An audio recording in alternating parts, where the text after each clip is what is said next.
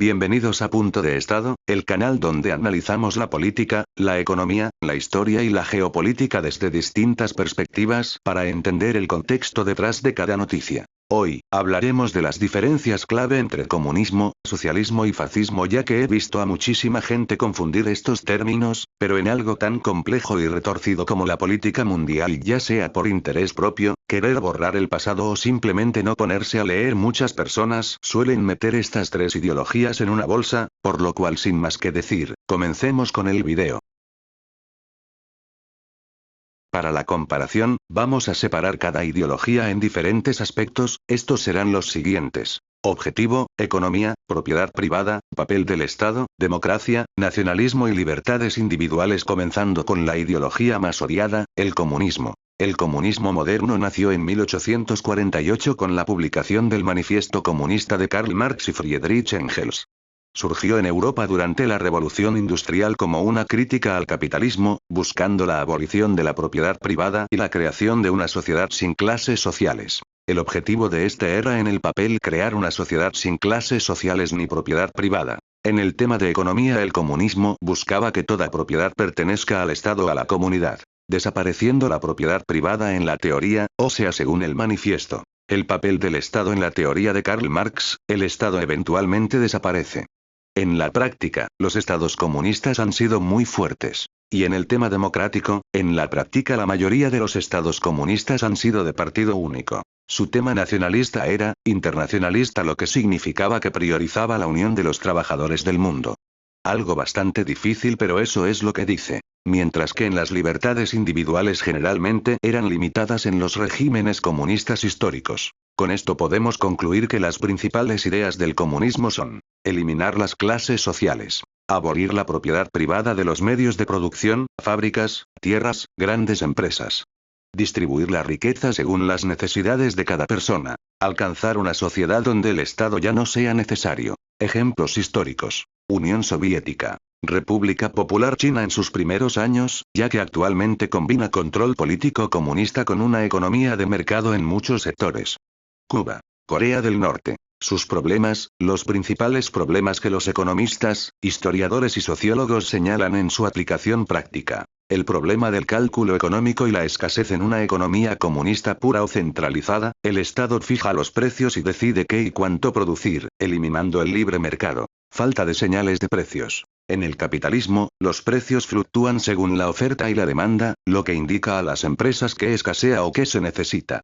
Sin este mecanismo, los gobiernos comunistas históricamente tuvieron dificultades para saber el valor real de los recursos. Inadecuada distribución. Esto solía traducirse en una gran ineficiencia. Mientras se producían excesos de ciertos bienes industriales pesados, escaseaban productos básicos de consumo diario, como alimentos, ropa o papel higiénico, generando largas filas y racionamiento. Falta de incentivos para la innovación y el trabajo. Al colectivizarse la producción y buscarse una distribución igualitaria de la riqueza, se altera el sistema de recompensas individuales. Desincentivo al esfuerzo. Si un trabajador rinde el doble pero recibe la misma compensación y bienes que uno que rinde el mínimo, el incentivo para esforzarse disminuye. Freno a la iniciativa privada. La ausencia de la posibilidad de emprender o acumular capital individual limitó la innovación tecnológica y de servicios de consumo, dejando a muchas economías estancadas en comparación con los avances del bloque capitalista. Autoritarismo y concentración del poder. Para abolir la propiedad privada y reestructurar por completo la sociedad, la teoría marxista-leninista planteaba una fase de transición llamada la dictadura del proletariado. En la práctica, esto derivó en regímenes totalitarios. Estado omnipresente. El poder no pasó a los trabajadores, sino que se concentró en una élite burocrática del partido único, lo que el sociólogo Milovan Ilas llamó la nueva clase. Supresión de libertades. Para mantener el control del sistema de planificación centralizada, se prohibió la oposición política, se censuró la prensa y se limitaron libertades fundamentales como la de expresión, de asociación y de tránsito. Un ejemplo icónico fue el Muro de Berlín. Coerción y violaciones a los derechos humanos. La resistencia natural de ciertos sectores a la colectivización forzada de sus tierras y bienes llevó a los gobiernos a aplicar medidas represivas extremas. Represión masiva. Procesos como la deskulakización en la Unión Soviética, la eliminación y deportación de campesinos propietarios, o la revolución cultural en China provocaron una enorme inestabilidad social, hambrunas y campos de trabajo. Las políticas de planificación agrícola defectuosas o forzadas causaron tragedias humanitarias masivas, como el Holodomor en Ucrania o la Gran Hambruna China derivada del proyecto El Gran Salto Adelante. Asimismo, se crearon sistemas de campos de trabajos forzados, como el Gulag soviético, para disidentes políticos. Siguiendo ahora con una de las ideologías por las que se confunde o se asocia fuertemente con el comunismo, el socialismo. El objetivo del socialismo era el de reducir la desigualdad mediante una mayor intervención del Estado. En el tema económico creían en una economía mixta, es decir que pueden coexistir empresas privadas y públicas. En cuanto a la propiedad privada, esta se mantiene aunque parcialmente, el papel del Estado en el socialismo era el del Estado regula la economía y financia servicios públicos.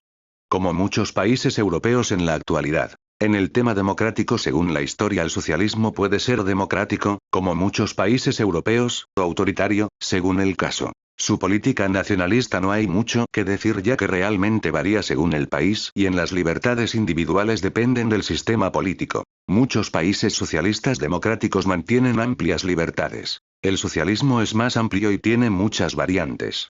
No todos los socialistas buscan eliminar el capitalismo. Sus propuestas suelen incluir educación y salud públicas, impuestos progresivos, protección de los trabajadores, regulación de grandes empresas, reducción de la desigualdad. Muchos países europeos tienen gobiernos o partidos socialdemócratas sin dejar de ser economías capitalistas. Ejemplos: Suecia, Noruega, Dinamarca. Estos países no son comunistas. Mantienen empresas privadas y mercados, pero con un amplio estado de bienestar. Los problemas más frecuentes del socialismo, porque sí, los tiene, un gran ejemplo son los países socialistas de Latinoamérica en el socialismo del siglo XXI, entre sus problemas encontramos que, el dilema de la eficiencia versus el control estatal en los modelos donde el Estado asume el control de las industrias estratégicas, energía, transporte, telecomunicaciones, suelen aparecer fallas operativas crónicas. Burocracia asfixiante. Las decisiones comerciales o de inversión no las toman expertos del sector en función de la eficiencia, sino funcionarios públicos basados en criterios políticos o ideológicos. Esto vuelve a las empresas estatales lentas, poco competitivas y propensas a la corrupción. Monopolios públicos. Al eliminar o restringir fuertemente la competencia privada, el ciudadano pierde el poder de elegir, lo que a menudo deriva en servicios públicos de baja calidad y desactualizados tecnológicamente. Sostenibilidad fiscal y el estado de bienestar hipertrofiado. Incluso en democracias capitalistas con fuertes políticas socialdemócratas, el exceso de gasto social puede volverse insostenible a largo plazo. Déficit e inflación. Cuando un gobierno gasta sistemáticamente más de lo que recauda para financiar subsidios, educación, salud y pensiones, suele recurrir a la impresión de dinero o al endeudamiento masivo, lo que históricamente ha desatado crisis inflacionarias. Carga impositiva extrema. Para mantener estos sistemas, la presión fiscal sobre las empresas y la clase trabajadora suele ser altísima. Si los impuestos son excesivos, corren el riesgo de ahuyentar la inversión extranjera y desmotivar la creación de nuevos negocios. El problema de los incentivos y la dependencia.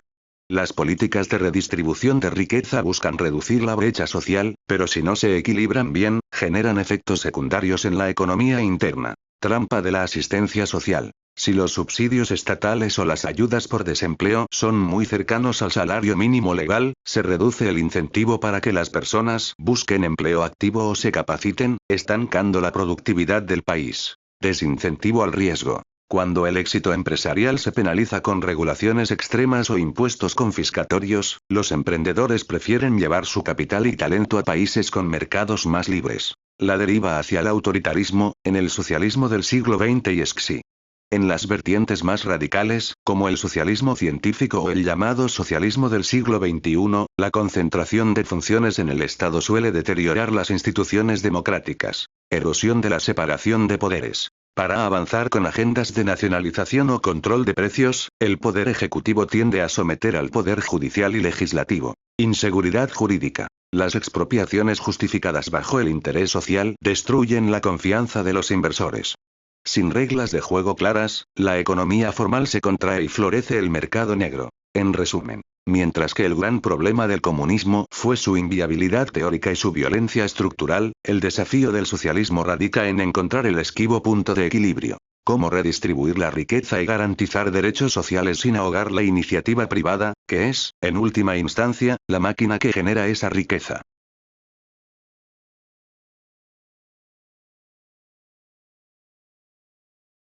Continuamos con la última ideología y también la más rara que confundan con las otras ideologías, ya que, siendo honestos, cualquier ideología política llevada al extremo tiene problemas muy similares en el tema autoritario y nacionalista, así como en protección de su propio mercados, pero bueno, para eso está hecho este video, para aclarar, porque si al final del día poner al fascismo en la misma bolsa que las dos ideologías anteriores es una estrategia política para que pensemos que la extrema derecha es mejor que la extrema izquierda, cuando en realidad son igual de malas. Bien, continuando con el fascismo. El objetivo de este es el de fortalecer la nación y el Estado por encima del individuo.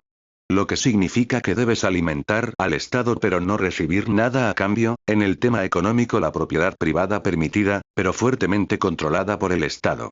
Lo que significa que la propiedad privada existe pero siempre que sirva a los intereses nacionales. El papel del Estado en el fascismo es que éste tiene poder absoluto y controla la vida política y social. En el tema democrático, el fascismo rechaza la democracia liberal y establece un régimen autoritario. Su política nacionalista es extrema, mientras que las libertades individuales son muy restringidas, ya que la oposición y prensa suelen ser reprimidas. El fascismo surgió en Italia bajo Benito Mussolini. Se caracteriza por nacionalismo extremo, gobierno autoritario, culto al líder, militarismo, represión de la oposición, control de los medios de comunicación, prioridad del Estado sobre los derechos individuales. Aunque permite empresas privadas, estas deben alinearse con los intereses del Estado. El régimen de Adolf Hitler en Alemania compartía muchas características del fascismo, aunque el nazismo añadió una ideología de supremacía racial y antisemitismo que lo distingue. La destrucción absoluta de la libertad y los derechos humanos.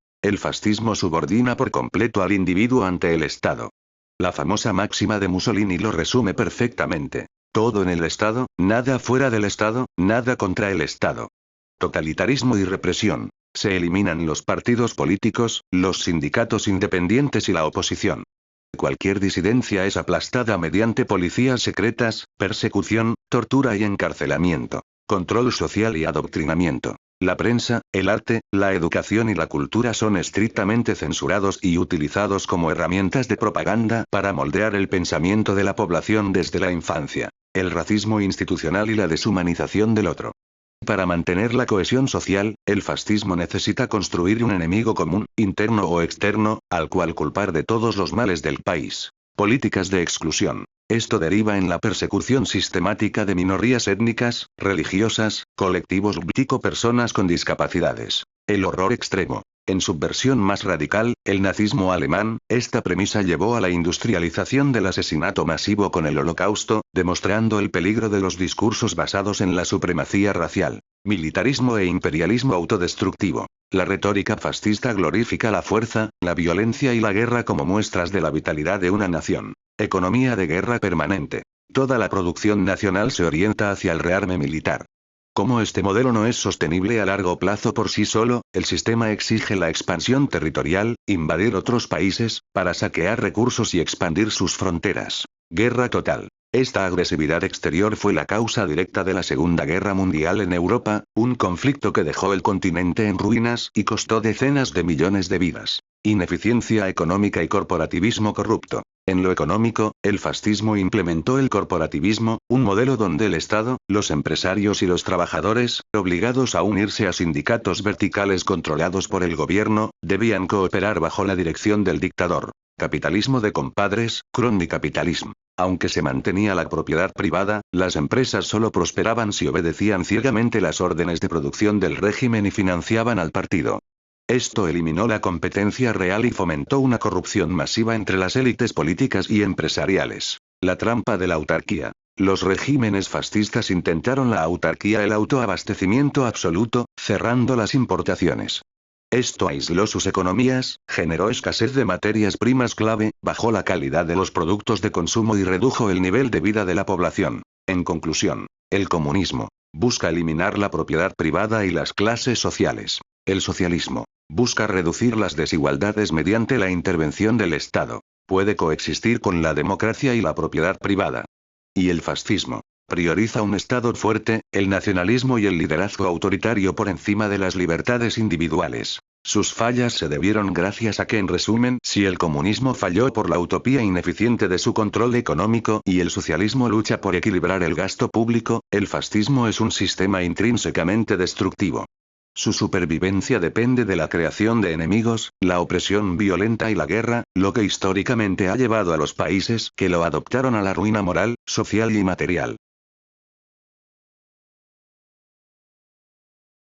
Aclaración. En el debate político actual, estos términos a menudo se usan como insultos o etiquetas, pero desde un punto de vista académico representan ideologías distintas.